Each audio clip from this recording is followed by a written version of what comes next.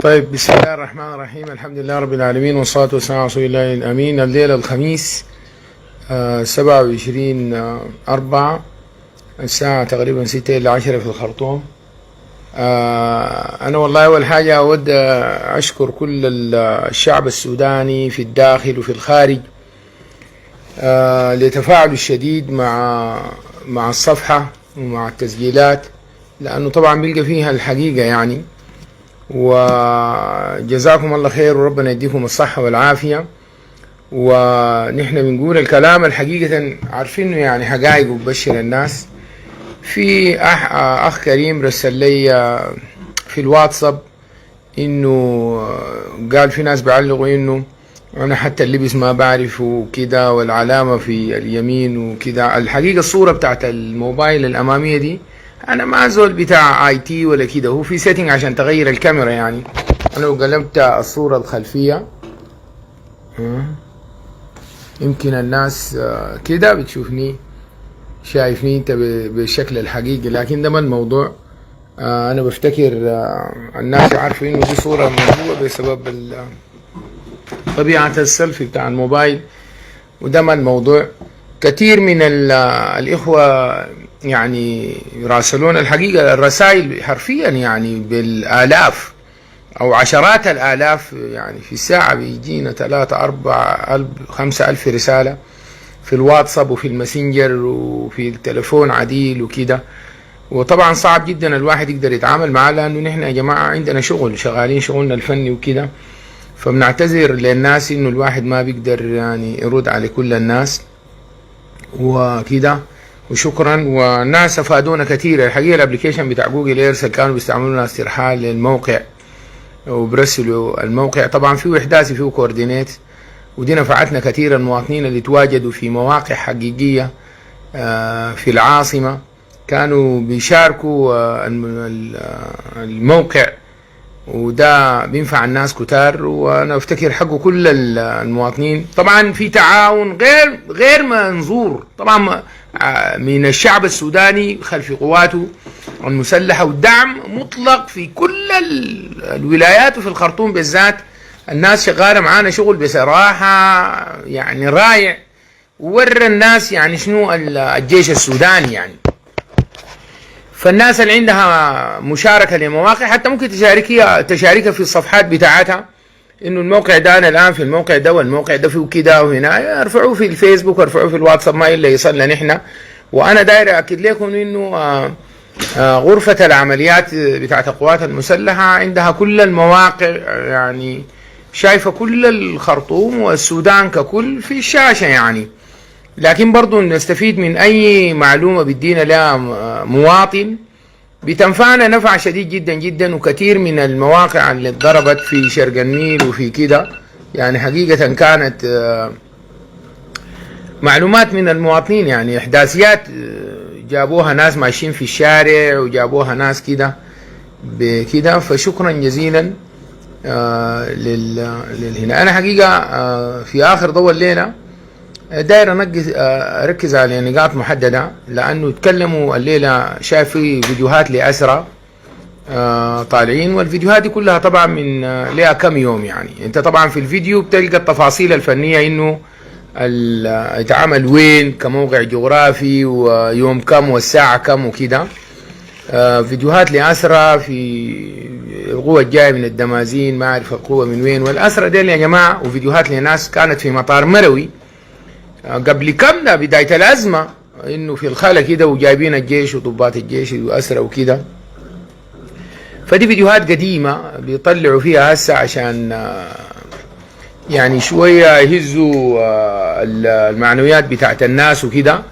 لكن طبعا نحن طبعا في القوات المسلحة في حاجة اسمها الخسائر، يعني في قاعدة أساسية في القوات المسلحة في اسمها 10% خسائر عرب يعني. يعني الليلة لو في قائد بتاع سرية مثلا، ومن 100 ديل حصلت له خسائر في الأفراد، في 9 أو 10 استشهدوا، ده حتى مجلس تحقيق ما بيتعامل يعني. لكن لو بيقول 11 الجيش بيقول لك ليه يعني فقدت 11 يعني. فده ما مع ونحن بالنسبه لنا ما خسائر. يعني انت هسه الليله لو الجيش السوداني ده 200,000 الخسائر، يعني لو في 20,000 استشهدوا دي ما بتوعد خسائر. يعني دي في النسبة العالمية موجودة وحاجة معروفة. لو في 200 طائرة شغالة أو كده، لو في 20 طيارة العدو رماها ما حاجة. يعني لو عندك 1000 دبابة عرفتها، وعندك 100 دبابة منهن تم تدميرهن، يعني دي نسبة معقولة جدا. وده ما الحاصل. نحن الآن الحمد لله خسائر القوات المسلحة نسبة ضئيلة بعيدة جدا من 10%، ولا قريب غتا زي ما بيقولوا ناس الكوتشين، يعني بعيدة خالص. ونحن ما بنحسبها خسائر. والضابط اصلا لما نتعلموه الليله في الكليه الحربيه واوجه الحرب، الحشد والهجوم والدفاع والانسحاب، جزء اساسي من الحاجات اللي بتتعلمها انك انت لما تقع في الاسر تتعامل مع الاسر كيف. ديل ضباط محترفين، كلهم ضباط مدربين تدريب عالي، وحتى العساكر بتاعنا مدربين تدريب عالي جدا. فالاسري بالنسبه له يعني هو عارف بيتعامل كيف، ولذلك انتوا بتشوفوا ثبات الضباط بيقول معلومات وبيقول لي هناك. ديل احنا ما بنعتبرهم اسرى، ولا بنعتبرهم خسائر، ولا هم شايفين روحهم كده. بالعكس الرسائل اللي بيرسلوها فيها كودز، ودي ما بيفهموها الطير ديل اللي بيصوروا ويقولوا لنا الكلام زي ما هو. القياده بتحلل من الفيديو ده معلومات كثيره جدا عن موقع المتحدث وكده، بدي كودز كثيره بنحللها، لكن ما دارين نقول اللغه دي مفرتقه كيف نحن كشفرات. وهو كمان مصيبته انه هو يعني على الملأ على العالم اثبت انه مجرم حرب، فهو ما عنده اي طريقه، لا يملك اصلا غير انه يعامل الاسرى ديل احسن معامله، انه قاعدهم في احسن مكان، واكلون احسن اكل، ويشربون احسن شراب، لانه دي الحاجه الوحيده اللي حيقدر يبيض بها وشه. ما عنده، لا يملك شيء. ونحن الحمد لله القوات المسلحه عارفه المواقع بتاعت الناس ديل، وهو حيجي يسلمهم تسليم معززين مكرمين، وكراعه فوق رقبته حيسلم الاسرى ديل، ولذلك نعتبرهم اسرى. بالنسبه للشهداء، الشهداء غير يرفعوا قدرنا ويرفعوا مكاننا ويزيدونا شرف. ما نحن الشهاده بتزيدنا شرف. القتل في اوساطه بيدمر روحه المعنويه، لانه العساكر الان تيقنوا تماما انهم بيقاتلوا عن باطل، ما في اي حجه شرعيه. الزول ما مظنه الموت ده ماشي يا الله. ورسائلنا دي وعوها تماما وشوفوها في تلفوناتهم. امبارح عبد الرحيم دقلوا في هناك جمع الموبايلات من العساكر، لانه بقت الرسائل الايجابيه وبيشوفوهن. فهم ما عندهم اي سند شرعي، وده بيخلون يموتوا. واي زول عندهم بيموت بينزل معنوياتهم بطريقه ما عاديه، عرفت؟ في حين انه نحن شهدائنا بيرفعوا زياده معنويات المقاتلين، والمقاتلين بيكونوا دارين ياخذوا بثارهم، واجعل ثارنا على من ظلمنا، عرفت؟ فديل بيرفعونا، لانه نحن ما بنقاتل لبرهان، نحن بنقاتل للسودان، نحن جند الله، وهو بقاتل لزول. الزول ده الليله لو قتل خلاص انهارت كل حاجه. ما بيقاتل من اجل قضيه، هو لا عنده قضيه، لا عنده فكره، بيقاتل من اجل فرد. والفرد ده الان ابشركم فقد الاتصال بكل قواته، كل قواته ما عندها اتصال بالقائد بتاعه اطلاقا، وبقوا معنوياتهم زي الزفت. الجرحى بتاعنا نحن، ودي حاجه معلومه مهمه قدر ما نشرحها للناس شايفهم ما بيفهموها. المساله بتاعت الجيش ده يا جماعه النصر فيه بيتم بحاجتين: الامداد والاخلاء. عندك مقدره على تموين وتشوين قواتك وخط امدادك فاتح، انت ستكسب المعركه، ما في شك في ذلك. عندك مشكله في انك تخلي الجرحى بتاعينك، دي اكبر مشكله، ودي اللي حتهزم الروح المعنويه. لما نتيجي نتكلم عن قواتنا بتلقى انه نحن طبعا السودان ده يتكلمنا فيه وما في داعي نتكلم فيه. الرجل ده المتمرد ده منذ ان بدا هذا التمرد الليله يوم 12 و13 ما جات ولا عربيه واحده ما دخلت له امداد لناس جوا خرطوم ديل، ولا لاند كروزر واحد، ولا بوكس، ولا عربيه دبدوب شايله في ظهريه حاجه ما في، ولا عربيه دبدوب ما جاته. واي قوات حاولت تمده طبعا تم تدميرها بالكامل كامل بصقور الجديان في الخلاء. ولا دولة العالم كله أعلن إنه ما حيدعموا. الناس عارفين الكلام ده، كان في ليبيا ولا في تشاد ولا في جنوب السودان ولا في أريتريا ولا في أثيوبيا ولا في مصر. فمن برا ما عنده أي إمداد، الناس اللي جوا ما عنده أي إمداد. يعني 13 يوم الآن ناس ما وصلوا أي نوع من الإمداد. نفدت ذخائر، نفد وقود، نفد أكل وشراب. ما عنده منظومة متحكمة في إدارية تضمن له تشويه الناس الموجودين ديل. فقد تماما على النقيض القوات المسلحة، المنظومة الإدارية بتاعتها مكتملة تماما، القيادة والسيطرة مكتملة، عندها اتصال بكافة قواتها على أصغر مستوى، مش قايدة سرية كمان، قايدة الفصيلة، قايد فصيلة. أنا عندي اتصال مباشر وعنده اتصال مباشر بقايد سريته، بقايد كتيبته، بقايد لواءه، بقايد الفرقة بتاعته، بقايد المنطقة، بغرفة العمليات المركزية. اتصال كامل مستمر، لأنه نحن نستعمل شبكات الموبايل، هو زي ما بيستعمل سوداني وزين وإنترنت وام تي ان وبتاع. نحن عندنا جهة محترفة سلاح الإشارة عنده مليون وسيلة محترفة لأنه يواصل الاتصال بإيقاته، ودي حاجة مهمة جدا عشان الناس يكونوا المعلومة عندهم والتعليمات تصل لهم وكده. والمنظومة الإدارية بتاعتي مكتملة تماما، لأدق في أي فصيلة عندي قاعدة في الميدان بيصل تشوينها بالكامل، من الأغذية من المأكولات، من الوقود، من الذخائر، يومي بصورة كاملة. وخط الإمداد الإخلاء بتاعنا، الإخلاء نجيب بعد شوية. غير كده إمدادنا نحن هو ما دخلت له ولا عربية واحدة في 13 يوم، في حين إنه نحن يوميا أي قوة بتطلبها القيادة العامة وغرفة العمليات، تحياته لسيادته شامي من هنا، بتطلب الاحتياطي بتاعها يوميا، تتدفق. أنا ما بقول لك كتيبة، ألوية مشاه بتدخل على الخرطوم من جهة النيل الأزرق، شرق النيل وغرب النيل، موجودة الآن. دخلت لها يومين وثلاثة وقاعدة في مواقعها وشغالة شغل حلو. برضو هنا بحر أبيض، بشرق بحر أبيض وبغرب بحر أبيض، يوميا بتدخل ألوية مشاه، عرفت، من شمال الخرطوم بغرب النيل وبشرق النيل. داخله لنا إمدادات، جيش ما محدود يومي. ولسه عندي جيش في الولايات، في 12 ولاية ما فك طلقة، فرق كاملة جاهزة. فأنا خط الإمداد بتاعي مكتمل تماما، يوميا عندي إمداد، عندي سلطة إدارة وسيطرة وقيادة ميدانية وإدارية لهذه القوات بصورة تامة، في حين أنه قواته فقدت الإمداد ل 13 يوم ما عندهم أي إمداد. نجي للنقطة الثانية، قلت لك الحرب تم إمداد وإخلاء.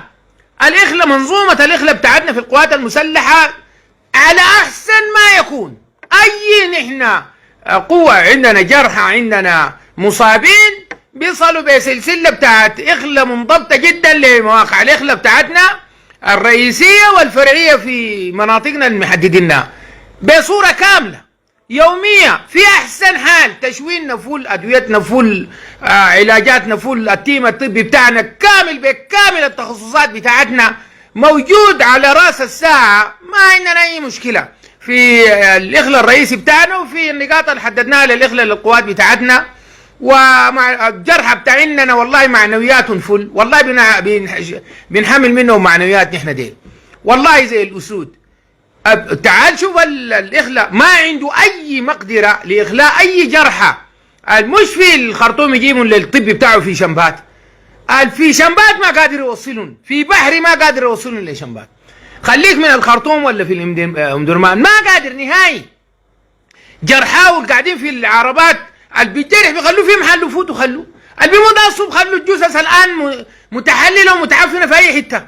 عسكري بيخلوا أخوه الجريح والشهيد تاني ده بيقاتل منه تاني، ما أنا حتفوتني أنت. خليه إنه يخليه ولا يداويه ولا كده، ما عنده نهائي. حرفيا مئات الجثث في الطب بتاعه في شنبات، اللي هي الحته معروفه عند الناس من زمان، سلاح المظلات ده طبعا من قبل كم سنه تحول للسلاح الطبي، الوحده الطبيه بتاعت الدعم السريع ده، ما المظلات هنا. مئات الجثث متعفنه لها ايام متحلله، الجرحى قرابه 2000 ما جروح متعفنه، ما عنده فريق طبي ذاته يقال فيه وما في، خليه ما عندهم علاجات ولا عندهم آلية انه يشونوا الحكاية دي. عرفت الكلام ده؟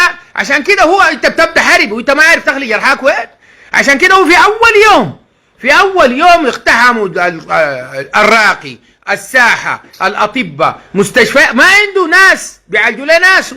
استهلك المستهلكات في المستشفيات دي في اول يوم وفات. خلى شفتوا اللايفات في الفيديو في الراقي وفي الساحة وفي غيره، خلى جثثه وجرحاه في المبنى. ما عنده حتى إذا طاقم طبي حتى لو خش مستشفى مدني يقدر يدوروا له، ولا قادر يشوي ناس المستشفيات بتاعته دي بيمسكها دي بمواد عشان يستمر. فناسه فاقدين المنظومه بتاعت الاخلاء بتاعتهم صفر، والمساله دي دمرت معنوياتهم بطريقه لا يمكن تتصوروها. ما في شيء بينزل المعنويات غير انه جريح ما يخلوه او شهيد ما يستروه، وده ما عندنا نحن تماما على النقيض تماما بنسبة 99%. فالمسألة دي نزلت معنوياتهم بطريقة لا يمكن انت تتصورها بأي شكل من الأشكال.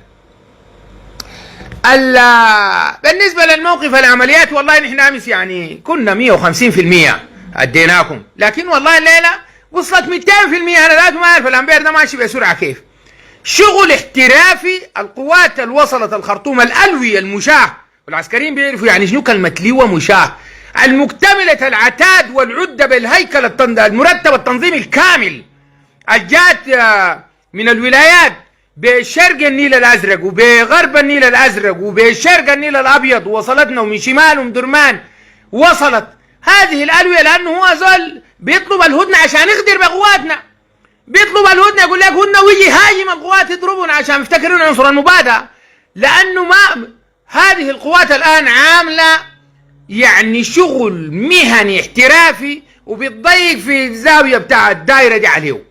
قواته الرئيسية في شرق النيل دمرت تماما، القوات الرئيسية جنوب الخرطوم دمرت تماما، القوات الرئيسية في مدرمان دمرت تماما. ما عندهم أي معسكر بيقدر يعيد تشوين الذخيرة بتاعته ولا الوقود بتاعه، ولا عنده خط إمداد نهائي بيشيلوا من الطرمبات الوقود. الأكل والشراب بينهبوا المحلات، ما عنده منظومة. فهو في وضع أسوأ ما يكون. قواتنا دي ضغطاهم ضغط وشغل احتراف، وضاقت عليهم الدنيا دي مما رحبت. والله أمس بالليل لما عملنا النداء الأخير ده ما تتخيل الناس ده سلموا بالمئات بيسلموا، واي محور من المحاور اللي قلته ده ما عاد في 40 ولا 50 عربيه بتواجه لواء مشاة. ما قادر والله، عربيتين 5 عربات بيسكوا لهم 30 40 عربيه. قوات منهاره منهزمه بينزلوا بخلوها التسليم بالمئات في الاطراف دي، والقوات دي زاحفه بخطه ثابته وبخطه باستدريزم معين وتحكم كامل من غرفه القياده والسيطره بتاعتنا والعمليات والشغل على ادق ما تكون. وطبعا صقور الجديان يعجبوك يعني، وان كان الاوان جايه دي ما افضل حاجه. نحن كل المعسكرات شرق وغرب النيل اللي فيها التشوين والذخائر والوقود والاكل دي تمت ضربها تماما. عشان كده هون حايمين وين؟ هم طلعوا من المعسكرات وبيقوا قاعدين تحت البيوت وتحت الشجر، لانه دي آلته الوحيده اللي يتحامى بها. متحامي بالمواطنين، متخذ المواطنين دروع بشريه. وين النقعه وين خيل الهجع؟ ناس وكله 10 عربات حرفيا عندهم قياده معينه، اللي هو الناس اللي مع بعض. ما عنده اكبر قوه عندها قائد ما تم 40 او 50 عربيه، ودي ابشركم تم التعامل معاها تعامل كامل. والله بشريات كثيره جاياكم تسمعوها من القياده، والناس يقول لك يا اخي سنتر الخرطوم وما اعرف سنتر بحري والناس ديل في الاحياء. يا جماعه الكلام ده قلناه. الناس ديل دايرين القوات المسلحه تتعامل بالطيران مع قوات موجوده في احياء سكنيه تحت الشجر وتحت العمارات وتحت البيوت. لو في لايف واحد يترفع من مواطن انه بيته حيطه وقعت قال الطيران ضربني، بكره مجلس الامن يوقف الطيران ده. ما في كلام زي ده.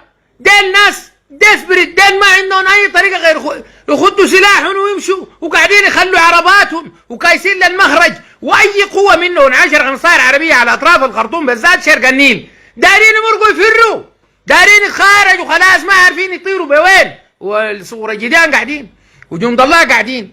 ونحن لما دعينا دعوه للتسليم ده معناته انا ما داير العنف، لانه كثير من القوات دي اتضح انه بالمناسبه ولا خشم بيت ولا ناي، دي الناس جايبهم بقروش. نحن قبضنا عسير هنا عندنا جبناه، فلما بيسالوا فيه قال والله يا جماعه انا دي اول مره اجي اليمن، انا ما جيت اليمن قبل كده.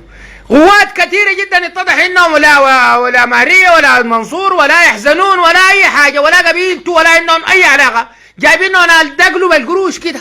اتضح انه الحقيقه كده، مع المعلومات صححناها كده، ده بالقروش جايبهم من النيجر ومن تشاد ومن نيجيريا، ما بيعرفوا حتى لا اللسان العربي ولا اللغه، وعلى انه حيودونا اليمن ويدون قروش.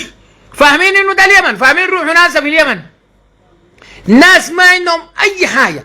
فالدعوه للتسليم دي عشان انا ده ما داير اقتله، بالاضافه لانه في ناس هنا نتجندوا وناس كويسين، لما نعرف انه انت ما مقصود بالكلام ده بيسلم بعد ذاك السلموا بالمئات ديل. نحن التزام القائد العام انه اي زول سلم دار تقعد في الجيش بندخلك وعندها طريقه وشغل ماشي، دار تمشي على كمشي.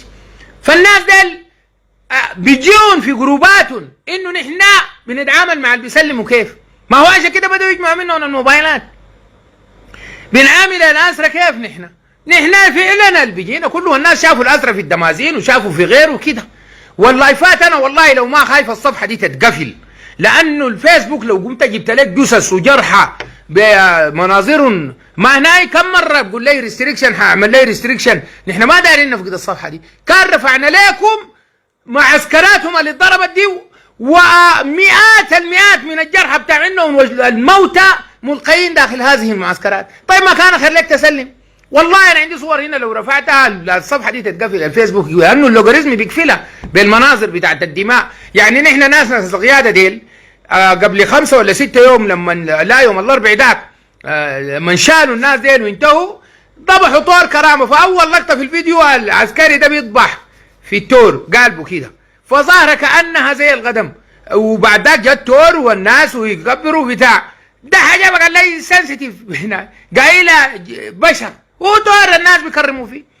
فنحن الحامين نرفع الصور بتاعت مواقعنا ضربناها في كل معسكراتهم وفي شرق النيل، والجثث بالمئات وضباط بالمئات وجرحى بالمئات، مناظر عجيبه جدا. الفيس حيقفل لنا الصفحه دي، حيقفلها لي ثاني، انا ما هقدر اتواصل مع الناس. فنحن بنقول ناس سلموا، لانه ما عندنا ديل ما دايرين نقتلهم، هم العساكر ديل ما عندهم ذنب، ناس اتضح انهم شغالين بالقروش بس لألتقلوا، ولا خشم بيت ولا قبيله ولا اي حاجه، والله ما فضل مع اي حاجه. واتضح انه خشم بيت القبيله ذاته كلهم ضده. اولاد راشد، الشيخ موسى هلال، ما ابراهيم اديب طلع يتكلم عن القبائل الموجوده هنا، ناس محمدين الدود، كلهم دين ما عندهم باي شغله.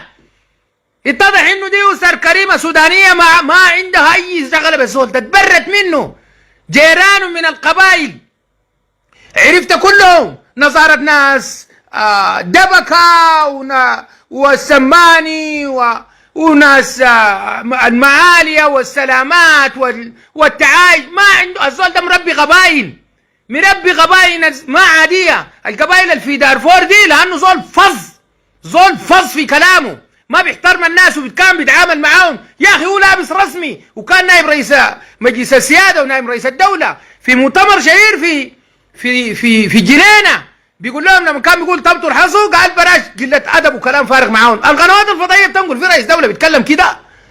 اللي بيحصل في الديل حياكلوه اكل بسنون، ما عنده ولا قبيله صليح، خشم بيت ما عنده. فالديل جايبينهم دقلوا بالقروش.